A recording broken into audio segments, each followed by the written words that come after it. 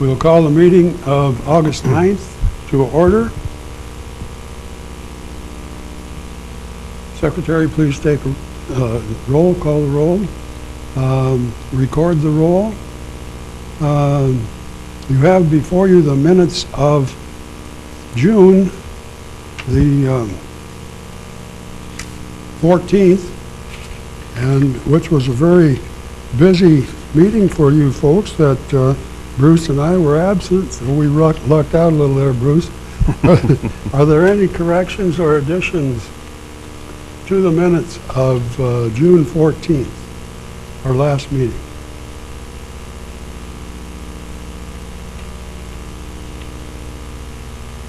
If not, is there a motion to approve?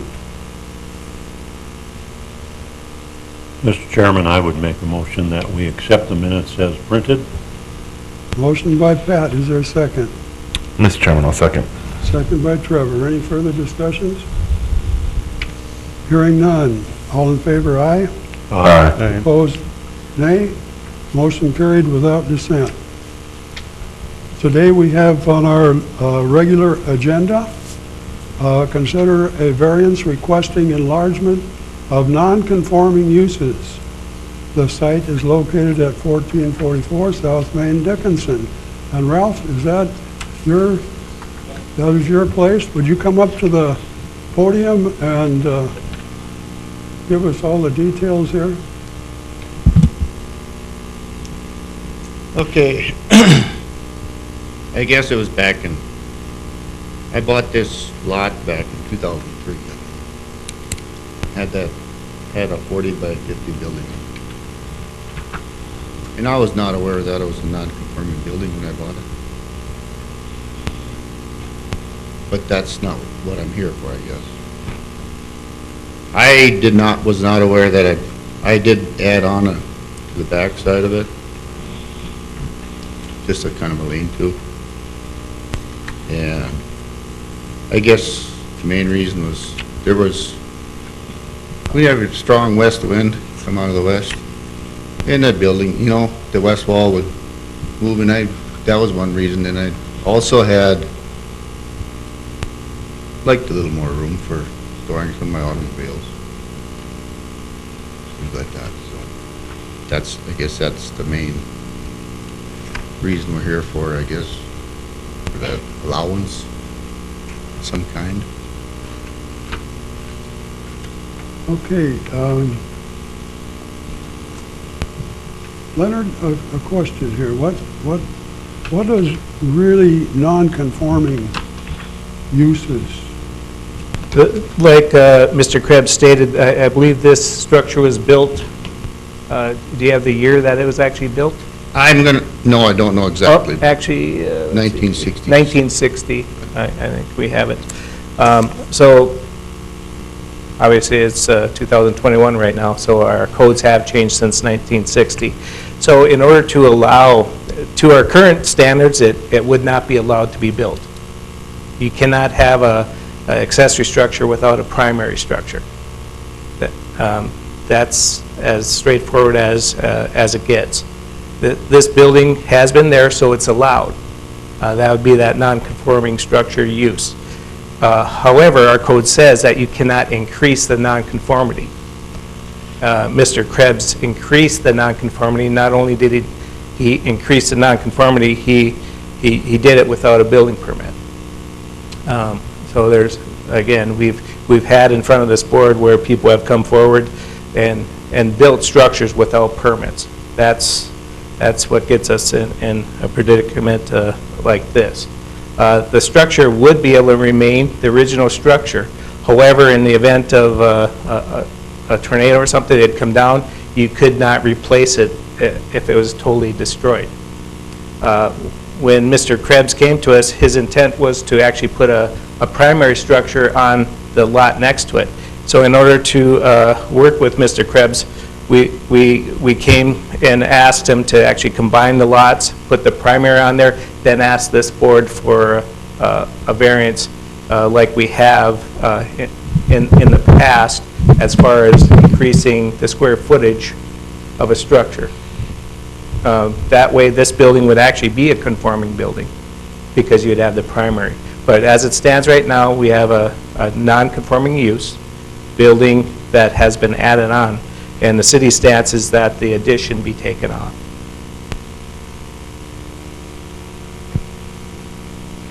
Questions? I have a question. The setbacks, if there would have been a permit and we had given a variance, are the setbacks normal? I mean, is that Yeah. enough of a setback? According to his site plan here, he has 22 feet, 20 would be required. Okay. And then as far as the structure itself, the add-on, does that meet building code? I have no inspections. I have not seen the structure. It starts off by not meeting the building codes by not having a permit. As the Okay. structure itself, you would need a structural analysis to see if it complies with our current code standards. Okay. And we don't know, we've never seen it. No. Okay.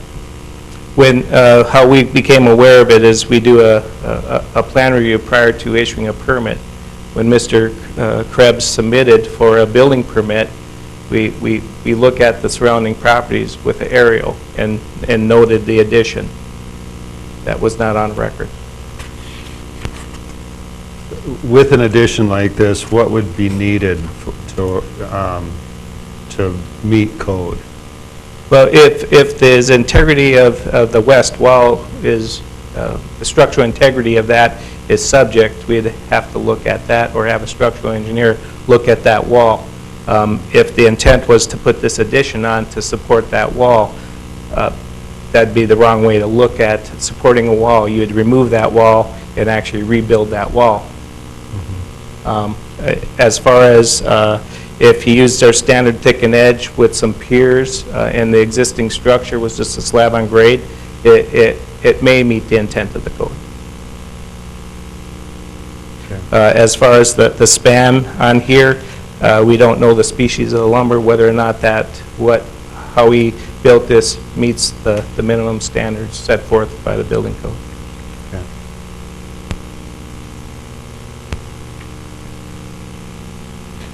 Other questions? So, yeah, one other question. Yes, go ahead, Bruce.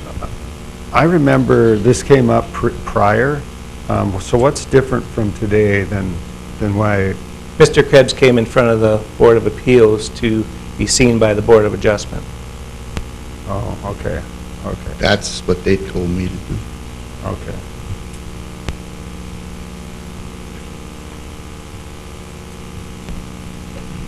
Just for clarification on that, the last communication that we had at the last meeting, Mr. Schwinn is correct. He did have to come before the Board of Appeals to basically allow him to apply for the variance because pursuant to the code, it's not even allowed. So he had to cross hurdle number 1 to procedurally get to hurdle number 2, which is whether this board is going to grant the variance or not, based on his application.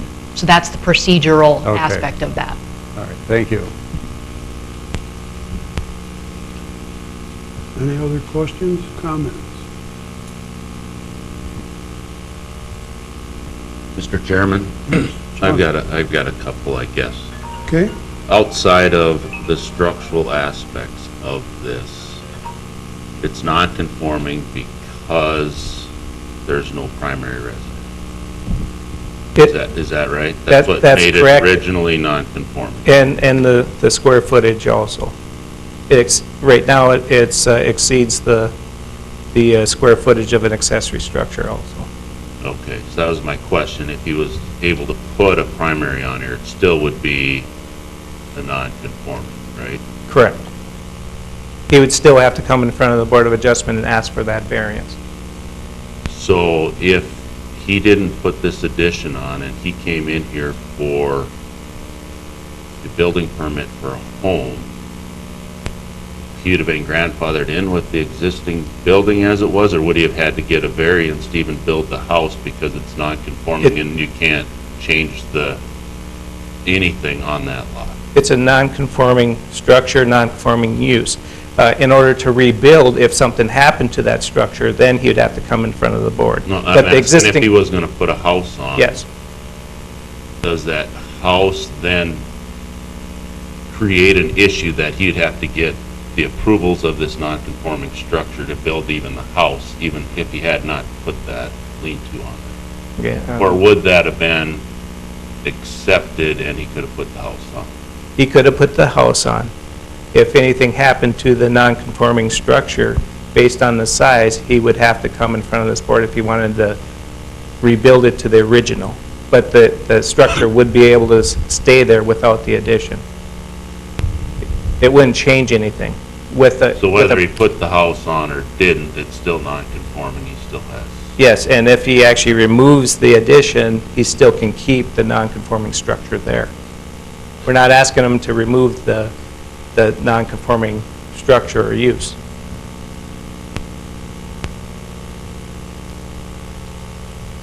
He increased the non-conformance by adding on, and he added on without a permit. So the city's asking him to take that off, the addition off. So he increased it because of square footage, or he increased it because he changed the use of it? He increased it because of the stability of his building, is what he did, so he increased the nonconformity. And our code does not allow you to increase the nonconformity. But if it's non-conform, I'm struggling on, how is the non-conformity increased? Because he's still got the same non-conformity, right? By square footage. And our code says you cannot add on to a nonconforming use. You cannot increase a nonconformity. Our code, the code's changed, and we allow what's out there. Yeah. I understand what Okay. you're saying there, I'm just, the non-conformity, to me, was that he had a structure without a primary residence originally. But you're saying the non-conformity is the size of the structure. It's actually both to our current code. The nonconformity is a structure without a primary, and if you look at it, we allow 1,200 square foot for an accessory structure. This structure is larger than that. So if you actually Because put that's for a, the first acre? That's Yes, the correct. 1,200, and this even if you half combine, acre. if you combine the lots, he still doesn't get an acre. Okay. Yep.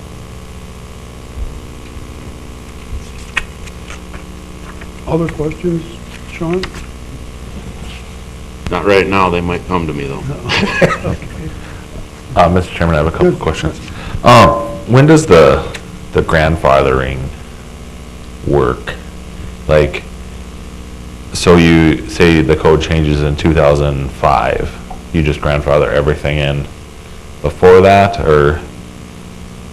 I don't believe you're going to find the word grandfathering in Yeah. our municipal code.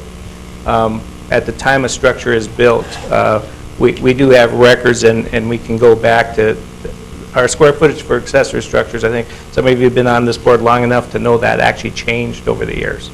So for this structure, whether the square footage it's non-conforming to today's standards, where that structure was built at some point in time when that square footage was allowed. I think 2,400 square foot was when I started 20 years ago. But our code now is a primary structure in order to have an accessory structure. This is a R1 zone lot. And whether I don't believe the zoning changed in this area. I don't know. I don't believe so. When was the lean-to thing put on? I believe I did that in, I'm thinking 2014. Okay.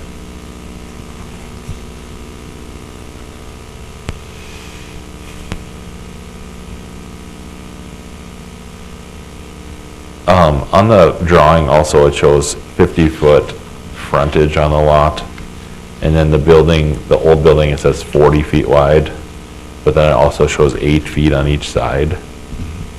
Is the lot bigger in the back than the front, or I guess the setbacks don't really line up from what's on the drawing? They're a 300-foot lot from, according to from front to back is 300 feet. So like width? From the width. frontage road. Yeah, just width of the lot. It says Oh. 50 feet width on the front. of the lot to the frontage road? Do you know, is the lot bigger in back? I No, think it's 56. oh, That's 56. 56 on there. Oh, it's 56. It's, the building was 40 Oh, okay. feet wide with 8 feet on each side. That makes it Okay. 56. That's not at 0, is it? Huh? Is that at 6? The width is 56?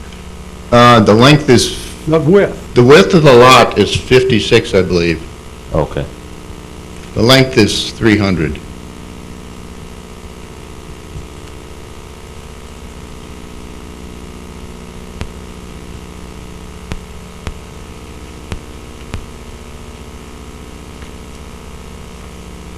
They add up, no.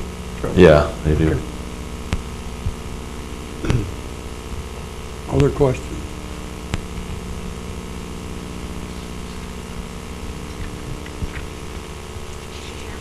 Yes. I have a couple questions for point of clarification.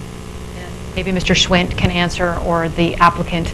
In 2014, when the structure was built, what was or who was the entity that would have been approving permits, building permits at that time? Would that have been the county for this one? That would have been the county for this one, I believe, 2014. The- However, the ETZ is still the City of Dickinson municipal code as far as setbacks and code compliance. Mr. Krebs, did you have an understanding, what was your understanding, I should say, about whether or not you needed a permit to build the structure? My understanding was that I did not need one. I talked to some of the neighbors and said, no, they did not, you did not need one. Did you receive any follow-up or communication from the county after you built the structure?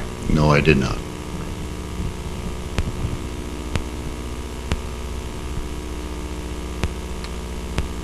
Mr. Chairman, I've got one more question. Yes.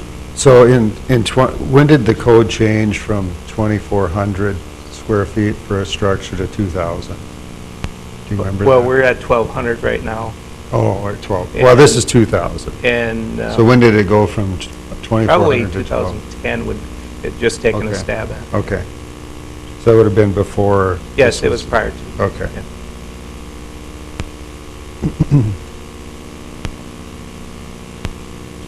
And our code has changed where we used to subtract the garage that was attached to the house from that overall 2,400 also.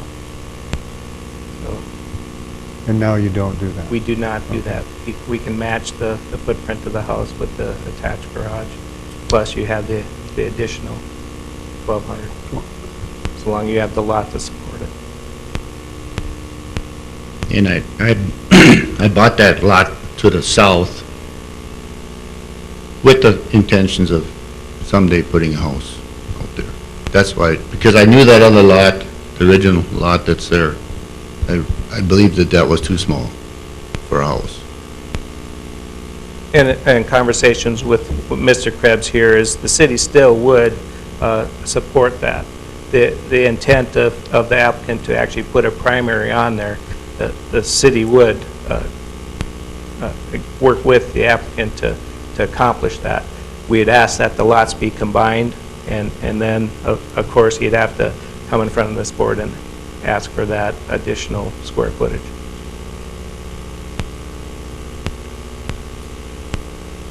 With the primary being on. One more question. So if I remember correctly, you're not intending to build a house anymore? We haven't decided. Okay. Right now with the prices, numbers have changed a lot.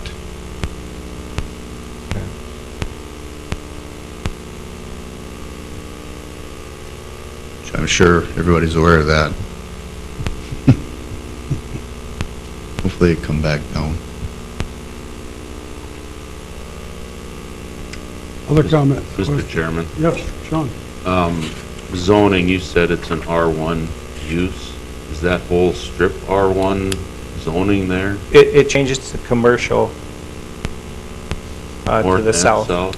To the south, yeah. And then, of North, course, there's some commercial there is activity, from plus houses. from Is there- the construction company right there, and then there's believe it's residential, and then it turns back to commercial.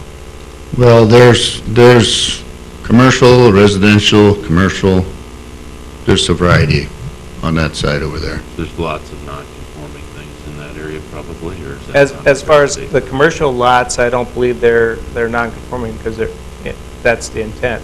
As far as Like the cabinet use of shop, some is there, properties, the cabinet shop, is that commercial, or That- is there that would be- residential there? I believe that's commercial. There's no residence there. And there's a spray shop there also. That's commercial. So is there only like 4 or 5 lots in there that are residential in the middle of all that? I believe so. I don't have that right in front of me. Yeah, and there's about 5, I think. Is it residential directly south of, I guess I'm asking if he's not gonna put a primary, is there a rezoning structure that would allow his property to be more suitable?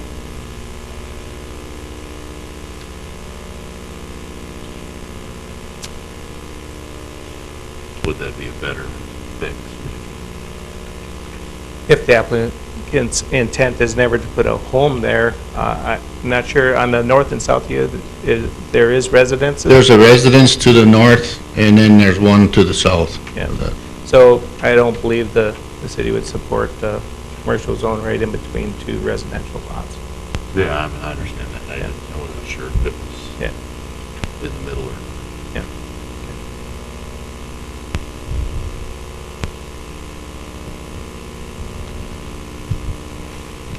Other questions, comments? No one here to speak for or against? And the city did not receive any calls. Any calls? Quick question. Do you know any instances in the city where we've allowed an increase in a non-conforming structure? No, You know? not that I can recall, no.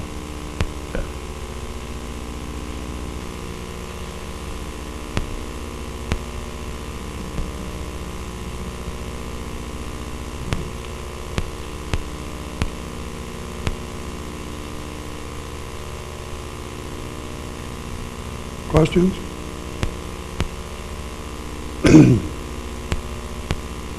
If not, are you ready for a decision? I maybe have one more question. Go ahead, Sean. Say we approve this today, that still doesn't give you what you need. Is there something that he would need to do to prove the structure is adequate from a building's perspective if we were to say, okay, you can leave it up, or not?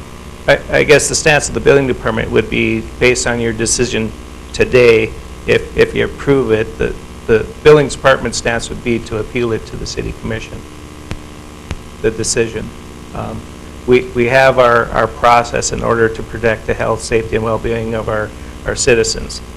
And adding on to structures without the proper procedures, it is not a safe procedure. So that's the building department's stance. So you wouldn't need any proof, you're just gonna appeal it and hope they go against us. Well, that would be the process was not followed. I think we need to keep our process intact. The idea is, if Mr. Krebs wanted to have the structure looked at structurally, that would be a way of our department approving it, but that process was not followed. And I think we're going to see a lot of this. We're finding a lot of non-conforming structures that are put up without the proper permitting, and the response is that they're going to come in front of the board and ask for a variance for coming forth and putting a structure somewhere without a permit. And I'm right on that line. I definitely want to work with Mr. Krebs as keep this structure up, but it's just that fine line. Could he go and ask the structure be looked at? No different than we asked the June meeting. Difference is that that property had the primary there. So if you take the primary out, we could ask the same thing of Mr. Krebs, that he actually have somebody come up, structural engineer, look to see if it actually meets the intent of the code. That's definitely up to this board to make that decision, and we'd look at it at that point.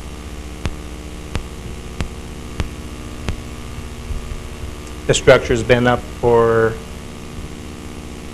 Well, that'd be 7 years. 7 years already, again, and no different than the last structures that were put up. It's made it 7 years, doesn't mean it's going to meet another year, but to have somebody come and look at it, to see if it meets the intent of the code, if that's what this board intentions are,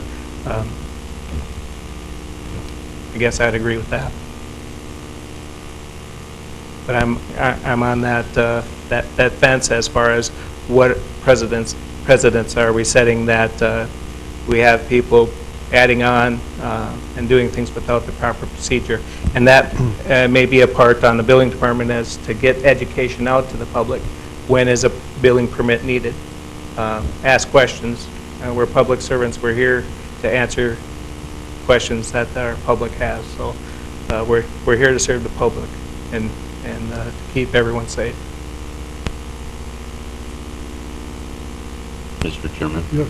What process do you have in place with the county to ensure that they don't approve permits for non-conforming structures?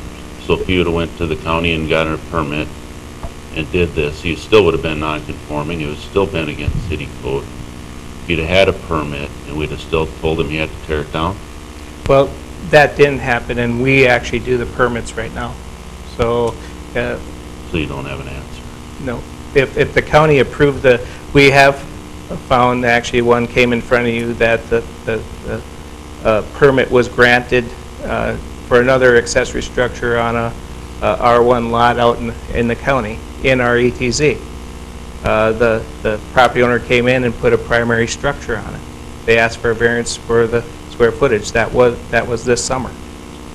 So, yes, it can happen. But we were not issuing the permits when that happened. I can't say that we're not going to find more like that, but we handle what comes to us. It should not happen while we're issuing the permits. Mr. Chairman, if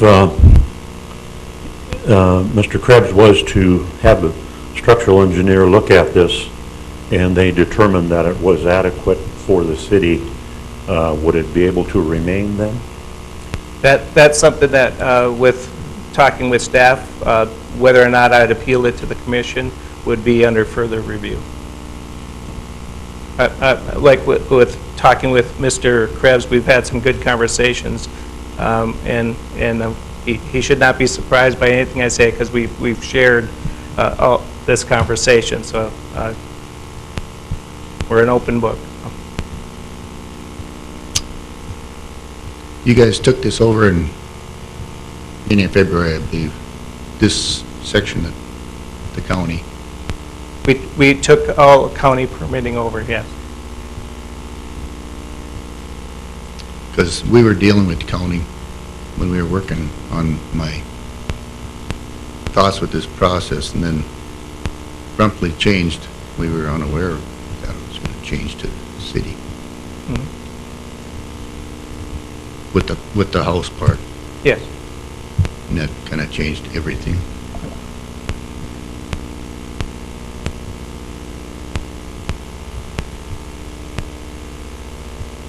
Anything further? Bruce? Question, so you own two lots there right now, I do. and the lots are not combined yet? No, Okay, and when did you buy that? I bought this, the one with the building on, I bought in 2003, and then I bought the other lot in 2006. Okay, with the intent to build a house on that? Yeah. And so,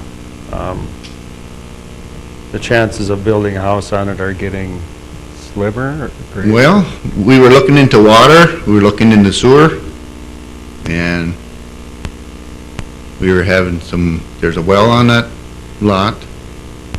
It's like, you say the water wasn't up to standard, which you have to get it retested. And then we don't have no city sewer. If you guys, I don't know how you work out there. I don't think anybody has sewer system out there other than the septic systems. Southwest District Health would be approving the septic system.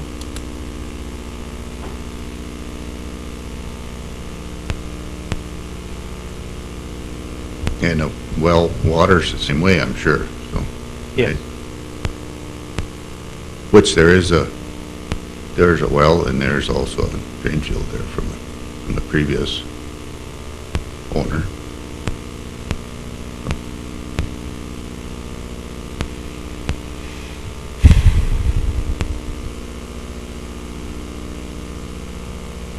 Further comments, further questions?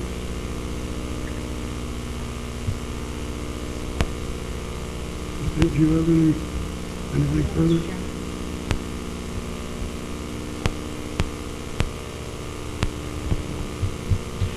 Are you ready to make a decision? You know, I've got one more. Yes. One more question. Is it, and maybe this is more for our attorney, is it appropriate to, you know, there's a couple things that are going against Mr. Krebs, and one, of course, is not having a primary structure. And, you know, if the primary structure was there, and if the property was inspected and the addition was, you know, met code, you know, I'd be more comfortable making a decision in favor of leaving it there. But without a primary structure, it just goes too far against the code. No primary structure, no permit. We don't know if that lean-to meets code at all. You know, it's hard to approve that.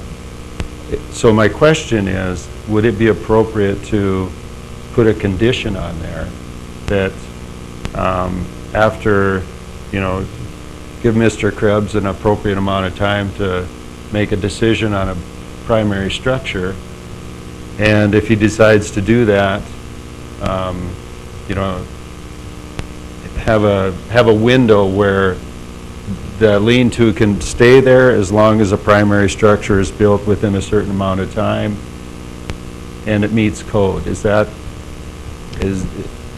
something that we could negotiate or offer?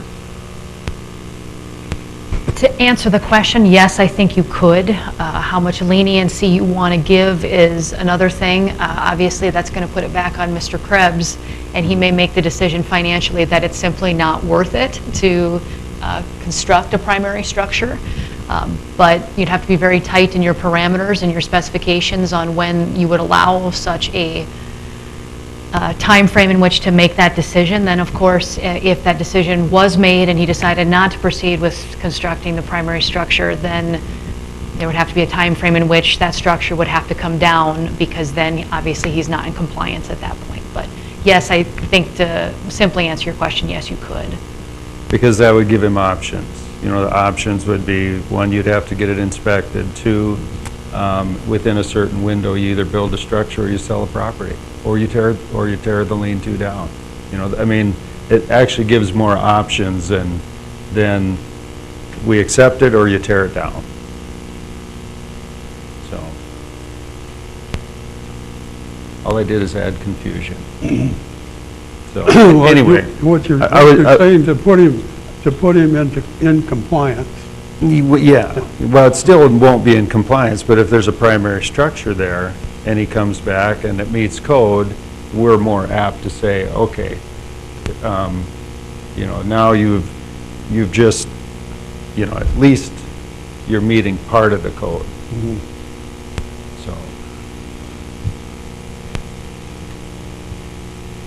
But we're getting looks like I don't think that's going to be.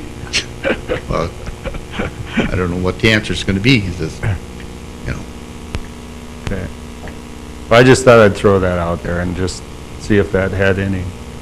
I'm looking for what options I do have. I need to know that. Mr. Chairman, I have a question. Yes. If we deny the variance, Mr. Krebs has the same right to appeal to city commission as you would if He we does. allow it, right? He does. Okay.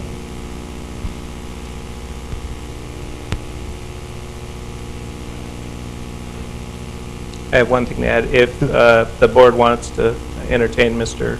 Burke's recommendation, I'm looking at the length of a building season as far as to make a decision. However, with that, I would ask that the structure be inspected to make sure it meets the minimum requirements of the code.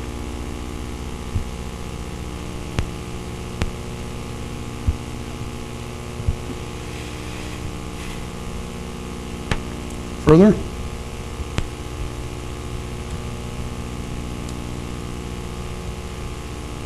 Time to think. And are you ready? Decision time.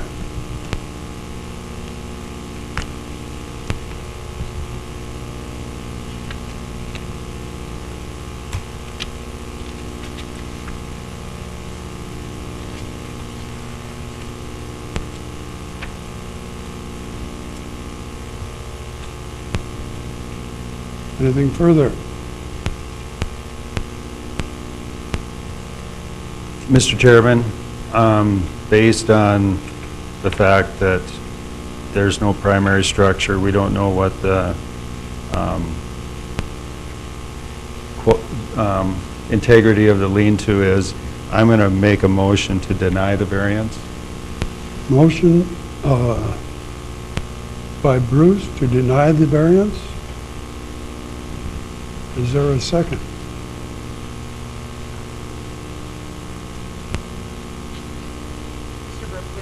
Yep, go ahead. With regard to your motion, as far as the denial, I think Mr. Schwinn had recommended, what would happen with the structure based on the denial. So I think that's something that this board is going to have to discuss as well. So if that's a denying the variance with the tearing down of the structure or denying the variance.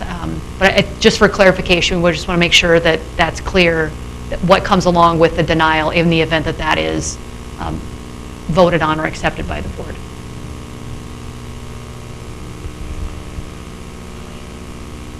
Bruce, do you want to clarify your, How complicated do you want me to make it? Because, I would be open to denying it under the condition that, and removing the structure or giving Mr. Krebs the opportunity to, to deny the variance until he comes back with another option for us, that he's made a decision on what he's going to do with the primary structure. Direct me in what we can do there. Can you give me a time for my decision on? Yes, I think what you would want to say is, and correct me if I'm misunderstanding your thought process here, is allow him, as Mr. Schwinn indicated, a time frame, a building season, and correct me if I'm wrong here. Nope, you're correct. To make the decision on whether he's going to build the primary structure. If at that time that structure is not built, then at that juncture, the city's remedy would be that the structure is torn down. Because we would have to set a time frame in which, if he's not going to exercise the option to build a primary structure, the structure's got to come down, the existing lean-to. So if that's the building season, and then with input from Mr. Schwint and how long you think that should be, that if that isn't done, if that's 30 days or 60 days of when that structure has to come down. So make it all encompassing, gives him an opportunity to make a decision, and if he chooses not to make that decision or build it, then it's coming down. Okay, I'll make my motion to deny the variance, giving Mr. Krebs the opportunity to submit a building permit before December 31st, 2022. And if he doesn't do that, at which time the structure be removed. Is that, Actually, 20, I would say 21. Given Mr. Krebs' decision, I'd recommend 180 days to make a decision. And then actually submitting for a building permit, he has a whole year to move forward with the project. So you're talking about I mean, pushing 23? it out another year, Okay. sorry to interrupt, but, and actually still asking for the structural integrity of it now. If we're actually going to grant, say, 180 days, we still need that inspection done prior to that decision. okay. So the recommendation then is, for the motion would be December 31st to make a decision and have the building inspected? If his intent is to keep the building, I would ask that it be inspected, yes. Okay, so make a decision by December 31st, and then if he chooses to move forward with a building permit, at that point, then we would need the building inspected. We'd still need the building inspected prior to that. Yeah, but what, if he decides that he's not going to, between now and then, so let's say he doesn't he decides not to do Correct. it, then we'd just tear the building down, and then he Correct. wouldn't have to pay to have it inspected. So, is my thought. Yeah, if I'm gonna pay to get it inspected, I guess if that doesn't cost much, it's no big Yeah, deal. if you're not going to, if you decide before December 31st that you're not going to build, then you have to tear it down, is what my motion would be. I think what we would say is, he's got two options based on your motion. So option number one, he has 180 days to decide whether he's going to build primary structure. If he doesn't decide to do that, then how many days are you going to give him to tear down the structure? Second option is to decide within 180 days that he is going to build the structure. Then he comes in, he gets a permit, and then that building permit is good for a year, correct? Correct. At which time, then he would have to submit additional documentation to the building department to confirm the structural integrity, get the building permit, anything associated with that, then the building department would deal with it at that time. Correct. That's perfect. That's my motion. That's your motion? Yeah. Okay. Thank you. Okay. Thank you. How many days, if he decides option number one and does decide to tear the structure down, how many days are you going to give him to make sure that he's in compliance with doing that? Because we don't want it to sit out there forever. So Mr. Schwint's department needs to know, to go back in and check to see whether it actually has been taken down or not.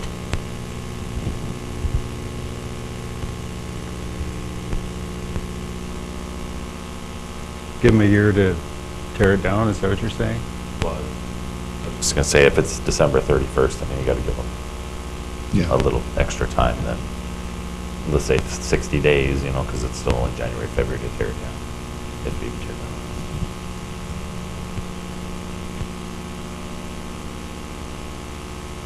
down. Okay, let's go back and take another, Secretary, could you, have you?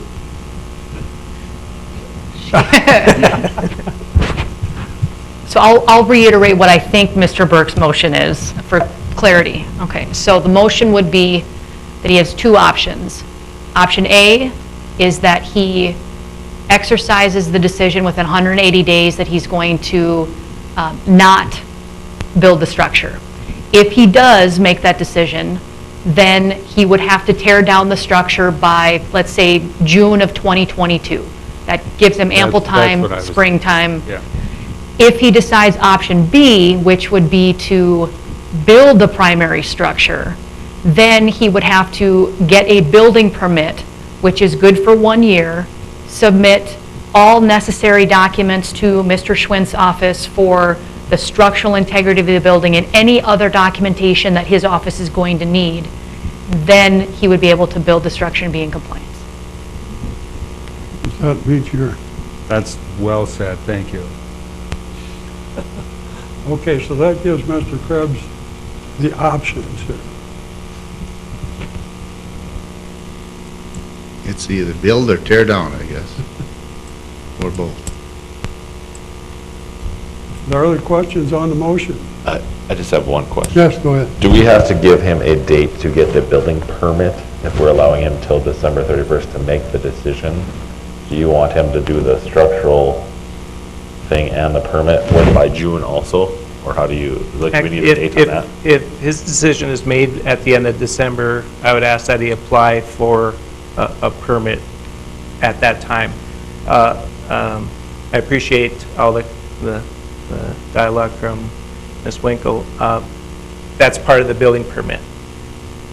Stating it is good, but that would be part of a normal building permit. We'd ask for that documentation, so in order to get the permit, he would need to supply all that documentation. So we're repeating what the requirements are, but that's fine.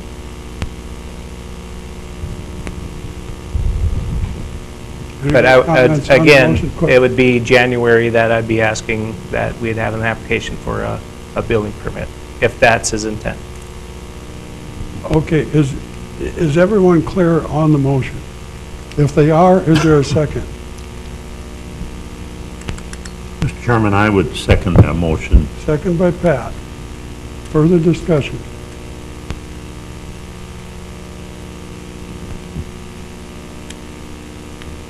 Hearing none. Bruce? Aye. Pat? Aye. Sean? No. Trevor? Aye. And I will vote aye. So we have a 4-1 decision in favor of Mr. Burke's motion. So, you have some options, Ralph? Okay. Guess that's all I can ask for. Okay, thanks for coming, and Can I get a copy of that? My options? You'd be able to get a copy of the meeting minutes. Okay. All right, thank you. That's all I got. thank you. You bet. Anything else to come before the board? If not, is there a motion to adjourn? Mr. Chairman, I would make a motion that we adjourn. Motion by Pat, is there a second? Second by Trevor, we are adjourned.